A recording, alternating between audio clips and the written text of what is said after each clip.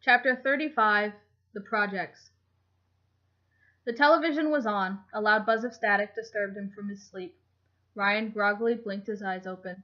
A weasel news reporter, some 20-something petite blonde who looked vaguely familiar, was standing out in front of the Maze Bank, where red and blue lights from police cars and ambulances reflected off the floor-to-ceiling glass windows behind her, throwing colored patterns on her crisp white dress, an eerie mimic of the white sheets covering the bodies behind her. Ryan propped himself up on his forearm, leaning heavily into the thin foam mattress, and turned up the volume. What had the crew gotten up to this time? Believed to be related to gang activity, the shooting resulted in 8 fatalities. Deja vu. Ryan knew this story. They were police casualties. This was the heist he interrupted before he met the fakes. They don't do reruns of the news. To his shock, the camera panned over to the bodies, and Ryan caught a glimpse of dark ink tattooed on the back of a hand before the medical examiner peeled back the sheet to reveal a too familiar, perfectly groomed mustache and glassy, half-open, gray-blue eyes. His heart skipped a beat. No. The next sheet was peeled back, and the next, and the next. Lindsay, Michael, Jack, Gavin, Jeremy, Matt, and Trevor. Bodies riddled with bullets, unseeing eyes staring into the sky. It might as well have been you. No. Traitor. Judas. That voice. He woke with a start, gasping for breath. The television was buzzing static, and the world was still outside. The glowing red LEDs of the digital clock flashed double zeros. There must have been another power outage. He pressed the heels of his hands over his eyes for a moment, trying to cleanse his mind of the thought. A dream? He couldn't remember the last time he dreamed. Figured that the one time he did, he'd have a nightmare instead. He let out a long breath and pushed his hands through his hair, reminding himself to find a rubber band to tie it back. It was getting so long. He'd need to re-dye it soon as well. The first rays of light were just beginning to filter through the cracked and bent steel horizontal blinds that provided the barest of privacy from the overcrowded and unsavory neighborhood he now resided in. He resolved to get up, tossing the thin sheet aside and swinging his legs over the edge of the bed, letting them stretch out for a moment and rubbing his palms gently over the pale, asymmetrical scars on his thighs from the surgery.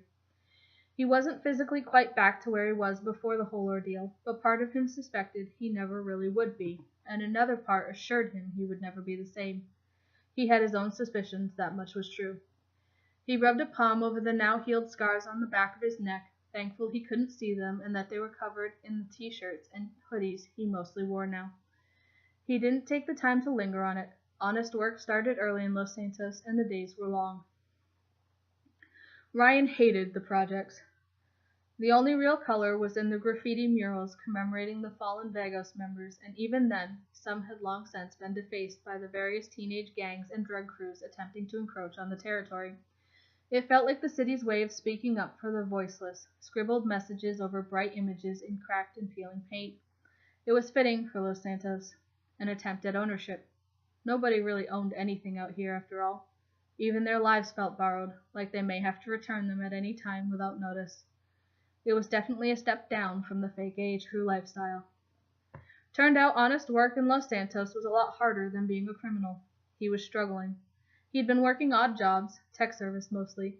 He once tried a shift at Burger Shop, but hated the place with such a passion that he had to walk out before he stopped imagining himself plunging the manager's head into the deep fryer and actually did it. It had taken enormous restraint. If he was honest with himself, he wouldn't have even been sorry if he had. He'd instead found a part-time job at a florist of all places.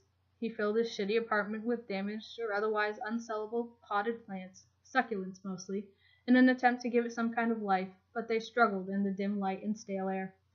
Not to mention the cat kept trying to eat them. Ryan would periodically find himself in a mood where he worried he might go back. He didn't want the temptation.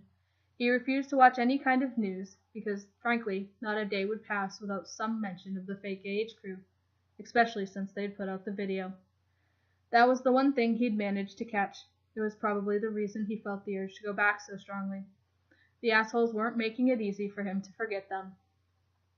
Their video had spread like wildfire, getting picked up by major news channels as well as independent internet sites and social media. It was transcribed and printed in papers and magazines, and soon all of Los Santos was painted with the words, "Fake AH crew," and a message. Anyone who messes with the fake AH crew gets burned.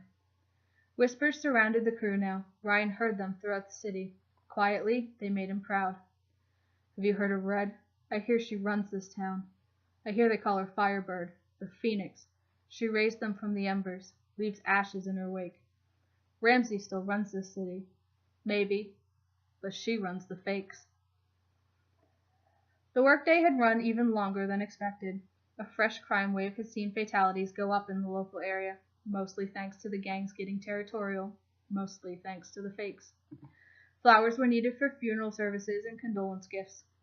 Calla lilies were a classic and popular choice. In the city of sin, business was good for the criminals and the florists. The sun was rapidly setting as he closed up and left the shop, tying his hair back with a rubber band he'd pilfered from some flowers. It wasn't too cold out and the streets weren't too busy, so he decided, somewhat recklessly, to walk. He hadn't been identified yet, to the best of his knowledge, and it had been more than 6 weeks since he'd left the fakes, so they'd obviously gotten someone to take his place for the sake of maintaining their image and keeping him safe. He assumed the vagabond's identity hadn't been brought back into question. Maybe there was a chance he could live a normal life after all this? Is that what you really want, though? I call bullshit. He was only mildly annoyed at the persistent voice trying to undermine his decisions. He hadn't made them for himself. He'd done it to keep the crew safe. I hurt Jeremy. I can't go back. They won't have me back. You don't want normal. Any minute now you're going to snap. You can't live like this for long, and you know it. He could feel himself slipping back into that dark headspace. Fight it, because you deserve to fucking win. Jeff's words were still there, fresh as if he'd said them yesterday, burned into his memory from repeated recall. Some days he thought those words might be the only reason he was still around at all. He'd only let his guard down for a moment, temporarily lost in thought as he trudged back to his apartment. Despite the fact that it had gotten dark, he'd not paid much mind to the gaggle of young men standing around on the corner drinking and smoking. It wasn't an uncommon sight in the Rancho projects. In this city, though, sometimes a moment was all it took. Before he knew it, the men had surrounded him, hands grabbed at his hoodie, grasped a handful of hair. Something was slipped over his head, scratching his face and tugging his hair loose from his ponytail. At some level, with an accompanying sense of dread, it registered to him that it was a noose. Lynching was rare, but not entirely unheard of if a gang was trying to send a message or for a high-profile target. The coarse rope constricted around his throat as his fingers scrabbled to work their way underneath it, but found no success as the rope bit in and he was jerked violently backwards off his feet to the sound of deranged, trilling laughter of the men. His hands went for the knot instead, fingertips desperately feeling for purchase on an edge or a loose end he could work free. He was pulled backwards again, now on his back, the gravel grating against his spine and ribs as he twisted and scrambled to get some kind of support, anything to take the pressure off his neck, his air now almost completely cut off. He started to panic as he heard an engine rev behind him and realized the other end of the rope was tied to a pickup. The group of men surrounded him once more. What the fuck do you think you're playing at, Puto? A pair of legs appeared either side of his head, a man's obnoxious bald face staring down at him. The man stepped on the rope, forcing Ryan's head back, effectively keeping him pinned to the ground by his neck. We don't much appreciate you moving in on Vagos territory. You got no business here. You got 3 days to make sure we never see your pansy-ass face around these parts again. Got it? So they were Vagos, but they didn't recognize him. They didn't know who he was. If he could have drawn anything more than ragged breath, he would have breathed a sigh of relief, but as it was, he was only just holding on to consciousness. He could feel the blood pound in his ears as his fingers kept working to loosen the rope from his neck. He still had enough sense to play dumb, nodding frantically. The leg stepped away from him, and he scrambled backwards to get the rope to slacken again. He was able to steal a single harsh breath before the engine revved again and the pickup lurched forward suddenly. Pulling Ryan behind it, he managed to get a hold of the rope, but only barely, to prevent it from strangling him as the truck dragged him 15 feet up the road on his back. His hoodie and shirt were shredded, the denim of his jeans had mostly held up, but his back and sides were bleeding already from where he'd been dragged. He could feel the sting of the open wounds in the night air and damp patches forming where the blood was seeping into the fabric of his clothes. "Got it, Puto?" a voice called out from the truck. "Cut him loose. He's not worth our time."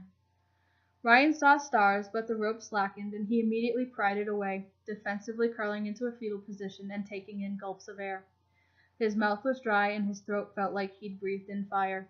He was shaking.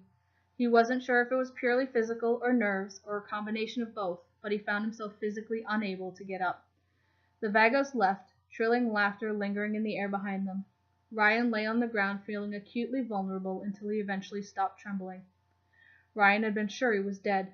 He should be dead. Alphonse, the random from the alleyway that had tried to set up Jeremy all those months ago, had been with the Vagos. He was sure of that now. He'd seen the mural and tributes around the projects, but they'd not recognized him. That was a good sign. He hadn't responded like the vagabond would have either, so that wasn't going to raise any suspicions. A small part of him worried that even if he'd wanted to, even if he needed the vagabond, he wasn't sure he could have mustered it. That thought itself scared him. Ryan hated the projects. He didn't remember getting home, he just knew he'd gotten there. He peeled off his ruined clothes, inspecting the scrapes down his sides and back, picking pieces of gravel out of the wounds before heading to the shower to clean.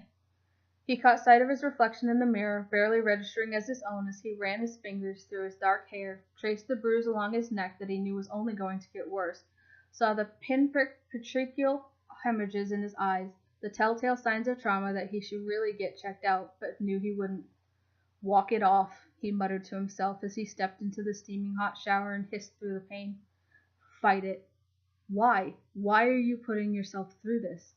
Because you deserve to fucking win. He wasn't so sure anymore.